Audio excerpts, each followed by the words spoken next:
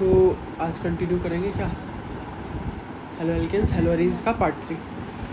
So first topic जो आज हम लोग डिस्कस करेंगे that will B nucleophilic substitution reaction. ठीक है।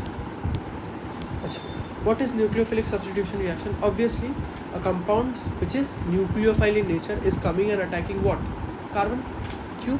क्योंकि CX bond में भैया carbon was getting delta positive and halogen was getting delta negative. तो ना nucleophile is negative in nature and wants what? Positive things. तो positive things will come and approach carbon, attack and get attached to it, right? No doubt with that. तो if we look at this reaction, this will look like something like this. RX है, इसको हमने एक nucleophile से attack कराया, क्या हो गया? RNU हो गया और X माइनस अलग हो गया, राइट? X माइनस अलग हो गया। अब वॉट एवर न्यूक्लियोफाइल के संग कुछ पॉजिटिव तो रहा हो, क्योंकि नेगेटिव चीज़ अकेले घूमेगा नहीं। जैसे HBr का केस में अगर HBr था हमारा तो क्या होता था भैया? H प्लस Br माइनस होता था। वैसे न्यूक्लियोफाइल अगर नेगेटिव है तो उसके संग कुछ पॉजिटिव रहा होगा प्रेजेंट, तो वो अपना R से जुड़ जाएगा, यानी अल्काइल ग्रुप से जुड़ जाएगा कार्बन से, and the rest part will go and attach with what? एक अलग हो जाएगा, X अलग हो जाएगा अपना। So this is how it will happen. अब इसका होने का दो टाइप होता है, ये दो टाइप से होता है। First is called the SN1 reaction and the second one is called SN2 reaction. What is this SN1 and SN2? Nucleophilic substitution reaction 1, nucleophilic substitution reaction 2, ठीक है। बट जैसा नाम देखने में लगता है 1 और 2 मतलब होता है यूनिमोलिकुलर एंड बाईमोलिकुलर, ठीक है। तो nothing to doubt on that, 1 होता है unimolecular and second is called bimolecular, whatever. तो बात यह है कि यहाँ पे SN1 जो होता है ना, this is a two-step reaction. What is it? It is a two-step reaction. This is a two-step reaction, while SN2 is what? Single step, ठीक है। This is a single step reaction, okay. The thing is confusing होगा। SN1 देख के आदमी को लगता है कि एक स्टेप में होगा, but that does not happen. SN1 reaction happens in what? 2 steps, while SN2 happens in 1 step. Single step reaction है। अच्छा, now you have to remember, अब जैसे RX का था हमारे पास कंपाउंड, we had given it with what? Nucleophile दे रहे थे। यहाँ पे ये RX टूट के क्या बनेगा? R positive and X negative. अब ना R पॉजिटिव आ चुका है भैया, इसको हमको करना पड़ेगा, स्टेबिलिटी चेक करना पड़ेगा, एवरीथिंग रीअरेंजमेंट हेल्थ लगेगा मेरे को। तो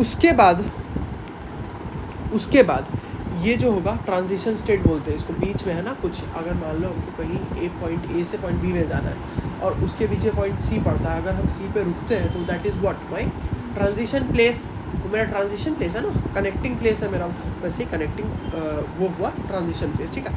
तो ये R पॉजिटिव। अब यहाँ पे क्या होगा? ये RNU जाके जुड़ के नया कंपाउंड बना दिया हमारा। तो देखो ये 2 स्टेप में हुआ रिएक्शन।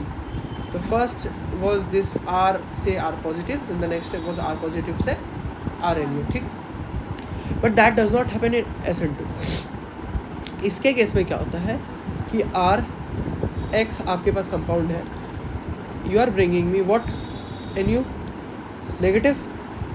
अब ये RNU नेगेटिव लेके आया, नेक्स्ट स्टेप में डायरेक्टली RNU जुड़ जाएगा इसमें और X नेगेटिव जो है अलग हो जाएगा, ठीक है। ये अलग हो जाएगा, ये डायरेक्ट जुड़ रहा है। This is happening directly. I will give you the example and I will show you how it happens, and this is happening step by step.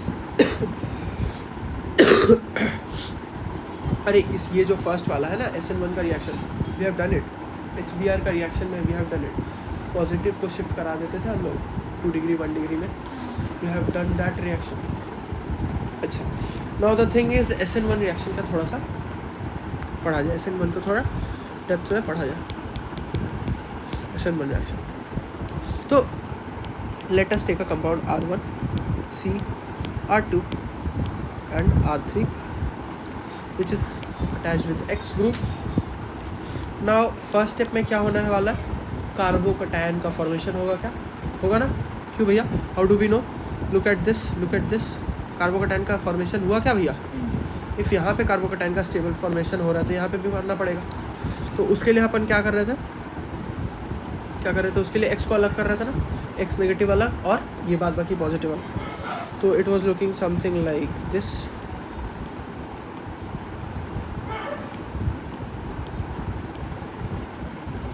Now just because there is a carbocation formation, what do we need to remember?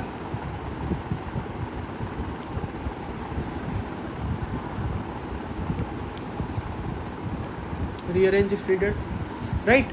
जहाँ carbocation होगा वहाँ पर rearrangement होगा. Obviously भैया अगर 3 degree मिल रहा है तो 3 डिग्री, उसके लिए आपको भले ही मिथाइल शिफ्ट करना पड़े, भले ही हाइड्रोजन शिफ्ट करना पड़े, आप करोगे.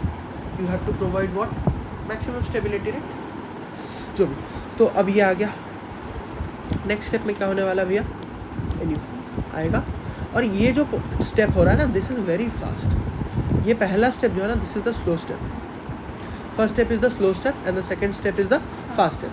तो भैया अब ये हमारा कंपाउंड कैसा लगेगा? Any doubts with that? No doubts I guess.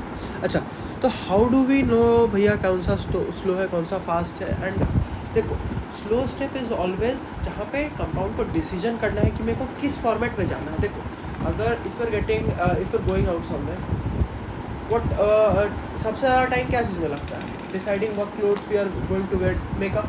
We are spending most of our time where, getting ready for doing something, right? कहीं किसी का शादी में जाना है, तो what are we doing? We are spending too much time on our makeup. अच्छा दिखना चाहिए, कपड़ा अच्छा होना चाहिए, देखने में सब. That is what we are spending ना.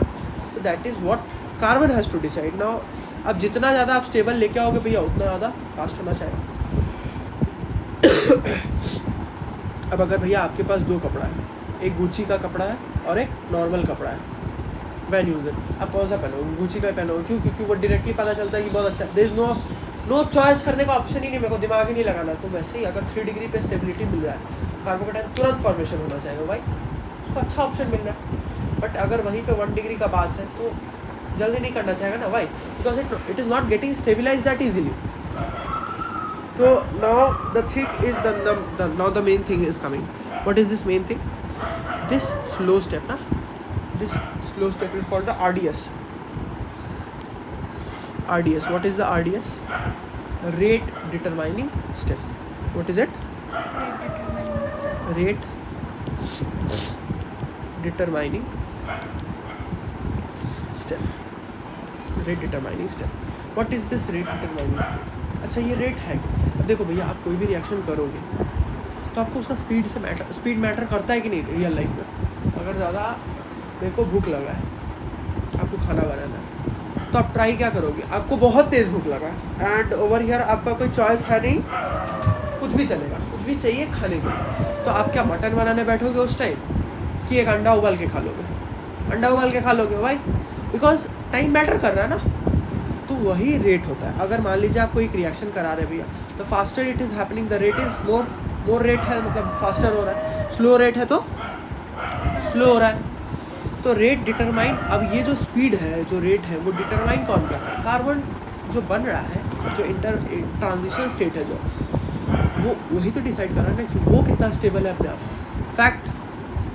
तो rate determining step is always the slow step, because there is the location या फिर place where the most important decisions are being taken. ठीक, नो डाउट विद दैट. तो this is the rate determining step. So let me give you some points about this. This is a 2-step reaction. Any doubts with this? No. Next is carbocation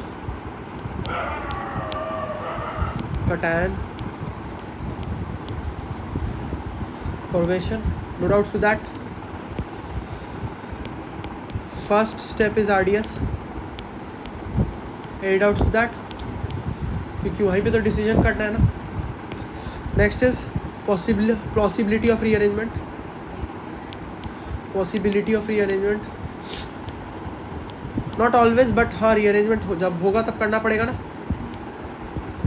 any doubts with that? No. अच्छा, next क्या है भैया? अब ये जो rate of reaction है ना,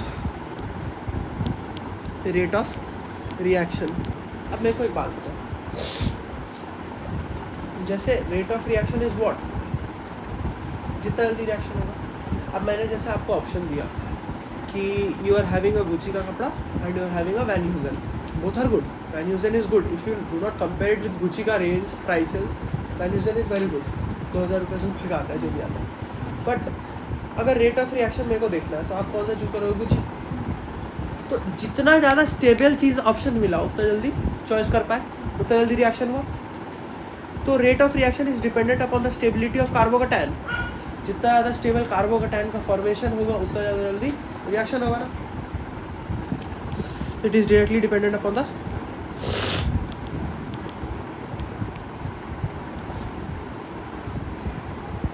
carbocation. No doubts with that. Stability of carbocation is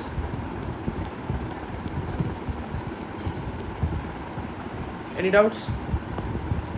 अच्छा.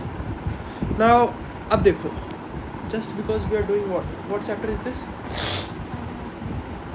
तो we have to understand कि हर हेलोजन के लिए क्या रिएक्शन रेट होगा, क्योंकि हेलोजन तो बहुत सारे टाइप के हैं. एफ भी है, सी एल भी है, बी आर भी है, आई भी है. तो किस में सबसे फास्ट होगा? ऑब्वियसली भैया R I greater than R क्या होगा? B R greater than R C L and greater than R F. How do we know that? Do you have any idea? भैया अगर आप ये सारा कंपाउंड, ये जितना भी आपने चारों कंपाउंड लिखा, आप तोड़ोगे तो आपको क्या क्या एनायंस मिलने वाला है? I negative, B R negative, C L negative और एफ नेगेटिव, राइट? ये मिलेगा. अच्छा, उससे भी पहले आप ये सोच के देखिए, R is what? Alkyl group. उसका electron cloud somewhat like this होगा भैया. अब उसी के जगह पे आप you are bringing now what? Tell me something. Iodine. Iodine का साइज कितना होता है भैया?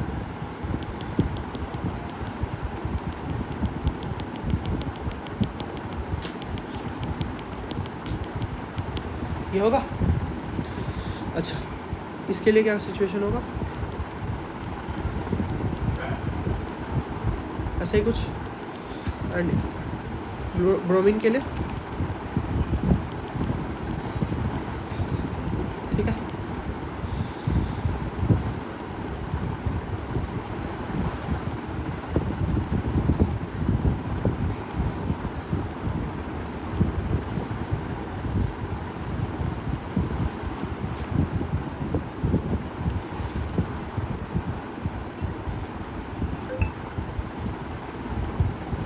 Where is the compatibility most? सबसे ज़्यादा कंपैटिबिलिटी कहाँ होगा? तुम्हारा एज कितना? If you are of your age, मतलब व्हाट? टीनेजर या फिर young. If I tell you to go sit with 70-year-old people, will you enjoy that? You will not. If I tell you to go sit with a 30-year-old, will you enjoy that? Obviously better than a 70-year-old. If I tell you to go sit with a 16, 17, 20-year-old person, you will enjoy that. You are surely going to enjoy that. And now if I tell you to go and sit with a 6-year-old boy, again no disturbance. So where is the compatibility most? Around your age. तो same goes for a compound भी ना. अगर compound का size कुछ particular है तो उसका भी कंपैटिबिलिटी उसी के अराउंड होगा ना, उतना ही साइज़ के अराउंड होगा ना कंपैटिबिलिटी, राइट? उसका compatibility will be also dependent upon its own size. तो वही चीज़ देखो, अगर आर ग्रुप को मैंने आयोडीन के संग रखा, there is a huge gap. What? Size difference. अच्छा ओवरलैप नहीं हो रहा है. अरे अगर तुम 6 साल बच्चा से हाथ मिलाओगे तो उसका हाथ कितना छोटा रहता है? Will there be a good hand shake? नहीं ना. But if you shake your hand with a person of around your age तो तुमको ठीक लगेगा ना. That will be a perfect fix. तो वैसा ही है. तो जितना ज़्यादा साइज डिफरेंट उतना ज़्यादा क्या होगा? ख़राब बॉन्ड का फॉर्मेशन. उतना लूज बॉन्ड्स फॉर्मेशन होगा. Loose bonds will break easily. Break easily हुआ तो रेट ऑफ रिएक्शन भी तो जल्दी होगा. अगर कोई शॉर्ट टेम्पर्ड पर्सन है उसको तुम डिस्टर्ब करोगे तो जल्दी रिएक्ट करेगा ना. But if a person is stable, कितना भी करो that person will not react ना. तो that is what is happening. तो भैया जस्ट बिकॉज आर आई का कंपैटिबिलिटी उतना अच्छा नहीं है, साइज डिफरेंस है, आर बी आर फिर सी आर फिर भी एफ, ठीक है। तो वैसे इसीलिए उसी का ऑपोजिट रिएक्शन रेट होगा ना, जितना स्टेबल होता है बॉन्ड उतना स्लो होता है रिएक्शन, जितना रिएक्टिव बॉन्ड उतना जल्दी रिएक्शन होगा, ठीक है। तो I guess I have explained this ना। एंड एक और थिंग होता है कि आयोडीन का साइज़ बहुत बड़ा है, न्यूक्लियर पुल बहुत कम है, लूजली बॉन्डेड है, छूट जाएगा। दोनों रीज़न है, साइज़ भी है, साइज़ ही तो है। साइज़ को अगर आप ज़्यादा साइंटिफिकली एक्सप्लेन करोगे तो न्यूक्लियर पुल जो है आयोडीन का बहुत कम है, इलेक्ट्रॉन दे दो स्टेबल हो जाएगा, उसको ज़्यादा फर्क नहीं पड़ता, राइट। तो this is what it was. I hope this is clear. Rate of reaction for halogens has been given. तो रिएक्शन ऑर्डर भी भैया यही है। Any doubt with that? No. Now the next topic will be what? SN2। SN2 जो होता है ना, बहुत सिंपल आदमी है भैया, ज़्यादा उसको टेंशन है नहीं। अच्छा, उससे पहले ना स्टीरियो केमिस्ट्री थोड़ा पढ़ लेते हैं। What is stereo chemistry? Stereo, let us study the stereochemistry of what? SN1 type of reaction. Now let us take an example.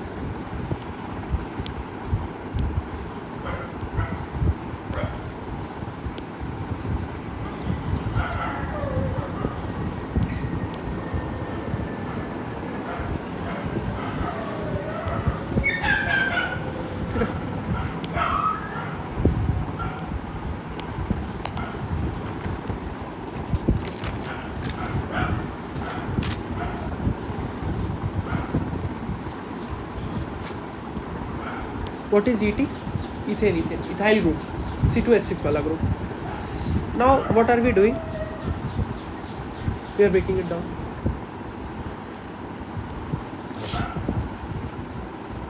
तो देखो, ये जब ब्रेक होगा तो कैसा लगेगा? X ग्रुप अलग हो गया, Br ग्रुप अलग हो जाएगा, राइट? तो it will look like something like this. First वाला bond is formed with what? ये क्या बना दिया? First वाला bond is formed with what? CS3. Second is formed with what? Third is with P, जो भी है। कार्बोकेटाइन का फॉर्मेशन हो गया, ऐसा कुछ फॉर्मेशन हो गया। अब जहाँ से ये बॉन्ड टूटा है ना, जहाँ से ये बॉन्ड टूटा है, न्यूक्लियोफाइल देना है अपन को।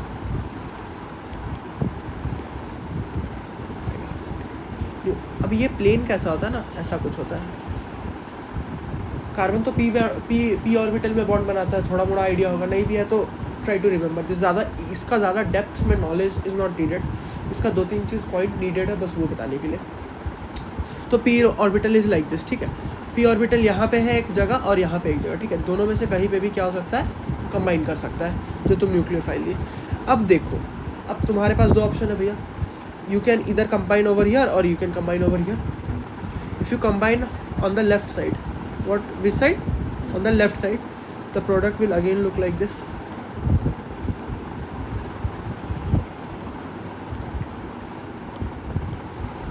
Any doubts?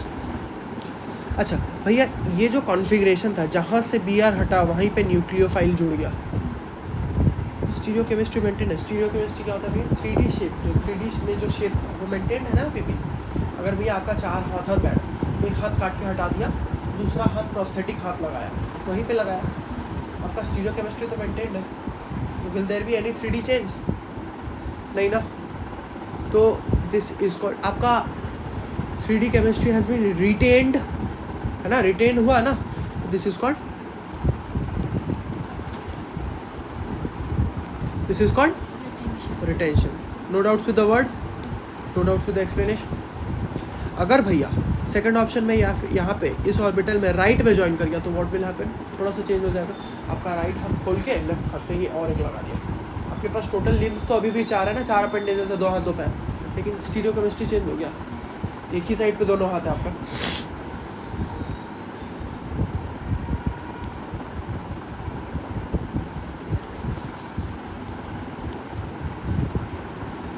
तो दिस इज व्हाट? इन्वर्जन। आप इन्वर्ट कर दिए ना, कोई चीज़ को उल्टा कर दिए ना।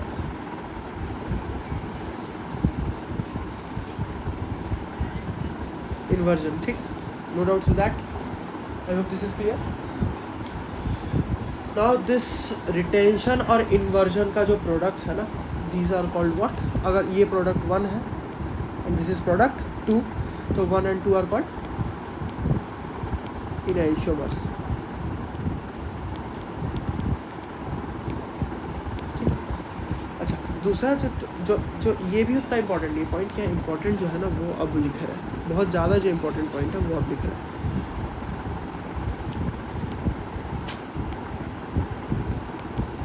racemic mixture formed. racemic mixture is formed. What is racemic mixture? एक मान लीजिए L स्ट्रक्चर है तो दूसरा D स्ट्रक्चर होगा, ऐसे मतलब डेक्स्ट्रोरोटेटरी लेवोस्ट्रोरोटेटरी, जरूरत नहीं समझने का. कहने का मतलब एक जैसा रहेगा, दूसरा उसका ऑपोजिट रहेगा. देखो यहाँ पे दिख रहा है ना, अगर मिरर इमेज जैसा दिख रहा है CH3 PP NU ऑपोजिट दिख रहा होगा. आई होप ये अगर यहाँ पे एक मिरर बना लगा दिया जाए तो मिरर इमेज लग रहा है. तो this type where both the image are formed, mirror images are formed, that is called racemic mixture. This process is called racemization. Process is called racemization. The product that we get is called racemic mixture. Now the second topic is SN2 reaction. अब आगे अपन SN2 reaction. Optical isomerism time হয় না exactly. তো ওটা দরকার পড়বে না আর, মানে এখন থেকে আর কোথাও দরকার পড়বে না. তো পড়ে लाभ नहीं. पढ़े कोথায় दरकार? बायोमॉलिक्यूल्स. तो बायोमॉलिक्यूल्स में जब जरूरत पड़ेगा तो पढ़ाया जाएगा, और बायोमॉलिक्यूल्स में उतना पढ़ोगे तो पागल हो जाओगे. तो उससे अच्छा जितना जरूरत है तब पढ़ाएंगे. चलो ओके, एक बार SN2 पढ़ेंगे हम लोग, ठीक है. Now see, suppose we have a compound like this. What are we bringing? Nucleophile. तो न्यूक्लियोफाइल आपने दिया भैया, तो न्यूक्लियोफाइल का जो अटैक होता है ना is always on the positive thing, carbon. तो ये आएगा भैया उल्टे साइड से अटैक करेगा. माने तो मतलब तुम अपना वेपन आगे की तरफ पकड़ के रखे हो, रेडी हो, मेरे को आगे से अटैक करेगा. तुमको भूत अटैक किधर से करता है? पीछे से. कहाँ से? उसके पास भी तो बुद्धि है भाई, मेरे को देख रहा है. शेर को अटैक करना होगा तो तुमको पीछे से करेगा कि आगे से करेगा? पीछे से. तो भैया न्यूक्लियोफाइल अटैक करता है पीछे से. तो दस फॉर्मिंग व्हाट? बोलो. देखो एक ट्रांजिशन फेज यहाँ पे भी आता है, बट ये एकदम बहुत कम होता है, बहुत कम टाइम के लिए होता है, क्योंकि कार्बन पे पेंटावैलेंसी होता है. नहीं दिखाते क्या कहने का मतलब है. CH3, ठीक है. यहाँ पे क्या डिफरेंस है भैया? This is bond formation and this is bond. बोलो बॉन्ड. फैंसी इंग्लिश थोड़ा यूज करो. अनाइलेशन.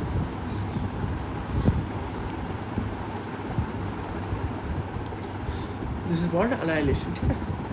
तो একটা বন্ড ভাঙছে আর একটা বন্ড তৈরি হচ্ছে আর কি. अच्छा, दिस এখানে দেখ কার্বনের কটা वैलेंसी আছে. कार्बन का यहाँ पे क्या वैलेंसी है भैया? यहाँ पे 3 बॉन्ड, चौथा और यहाँ पे 5वां. तो पेंटावैलेंसी इज नॉट स्टेबल ना कार्बन के लिए भैया. तो पेंटावैलेंसी स्टेबल है नहीं भैया. तो यहाँ पे क्या हो रहा होगा? Very short lived. क्या है ये? वेरी शॉर्ट लिव्ड, ठीक है. अच्छा, अब यहाँ से लास्ट स्टेप क्या है भैया? लास्ट स्टेप क्या है यहाँ पे? अब आपको नॉर्मल कंपाउंड जो बनाना बना के हटाइए, काम खत्म कीजिए. राइट, यही होगा. तो we have got our product. अब यहाँ से यहाँ जो हुआ ना, this is all total 1 step. Totally 1 step reaction. Any doubts with that? Single step reaction. तो कोनो रीअरेंजमेंट देखा क्या लोग ना? No rearrangements. अच्छा, तो यहाँ पे क्या भैया आपका प्रोडक्ट इन्वर्टेड आया है. देखिए टोटली पलट चुका है ना, तो इन्वर्टेड प्रोडक्ट फॉर्मेशन हो रहा है. राइट, इसको बोलते हैं अटैक फ्रॉम द बैक बोलते हैं. बैक से अटैक हो रहा है, बैक में अटैक करके इन्वर्टेड प्रोडक्ट बना रहा है. तो आई होप दिस इज क्लियर. अच्छा, नाउ द थिंग इज ना, अब इसका थोड़ा सा हमको पढ़ना होगा. व्हाट जो स्टेप्स होगा, जो इम्पोर्टेंट पॉइंट्स होगा. This is a one step reaction. Any doubts with that? No intermediate formation.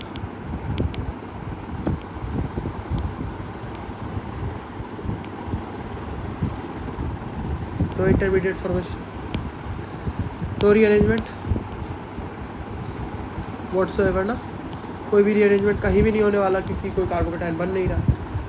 Next is what? Rate will depend upon what? Stability. यहाँ पे तो stability ऐसा कुछ है नहीं. Rate of reaction कैसे depend करेगा पता है? Steric hindrance पर. Now what is steric hindrance? बचपन में एक लॉजिक हम लोग हमेशा से सोचते हैं. कोई भूत का या फिर डरावना मूवी देखने के बाद what did we do as a child? Mummy papa side में सोइए, मैं सोऊंगा चुप. भूत तो आप लोग को पकड़ेगा, मैं तो बच जाऊंगा. तो यही होता था ना. तो भूत के लिए दिक्कत क्या हो रहा था? स्टेरिक हिंड्रेंस हो रहा था उसको. What happened exactly? ना वो लेफ्ट से अटैक कर रहा है, वो ना राइट से अटैक कर पा रहा है. तो आप उसको जगह ही कम दोगे भूत को अटैक करने. बेड के नीचे से अंदर से तो अटैक करेगा नहीं. अब कर सकता है तो ऊपर से कर सकता है. आप ऊपर पे चादर ओढ़ के सो जाओ. तो you are doing what? You are trying to give wall like formation ना, डिफेंस बाउंड्री बना रहे हो. तो this is what steric hindrance is. अगर भैया थिंक अबाउट इट, कार्बन है, यहाँ पे X है. अगर भैया आप यहाँ पे एक CH3 ग्रुप डाल दिए, फिर यहाँ पे CH3 ग्रुप डाल दिए, फिर यहाँ पे CH3 ग्रुप डाल दिए, ये सब तो बड़ा बड़ा ग्रुप है ना भैया. अरे भैया मिथाइल ग्रुप तो बड़ा ही ग्रुप है ना, एक्चुअली है तो बड़ा बड़ा ग्रुप. अब यहाँ पे किसी न्यूक्लियोफाइल को अटैक करना पड़ेगा तो nucleophile can not come from this side ना. ये X ऐसे हटेगा और न्यूक्लियोफाइल को इधर से आना पड़ेगा. आप जगह ही नहीं दे रहे हो न्यूक्लियोफाइल को आने का. डाउट्स? न्यूक्लियोफाइल को जगह ही नहीं दोगे आप अटैक करने का, तो रिएक्शन होगा जल्दी? नहीं होगा. आप पूरा बॉडी कवर करके सोओगे तो आपको भूत पकड़ने का फील तो होगा कि नहीं करेगा. आप पकड़ने का तो पकड़ ही सकता, मौका ही तो नहीं दे रहे. तो this is something like steric hindrance. अब स्टेरिक हिंड्रेंस देखिए भैया, आप CH3, दिस वाज 3 डिग्री ना, बहुत ज़्यादा स्टेरिक हिंड्रेंस. अगर 2 डिग्री के केस में देखें भैया,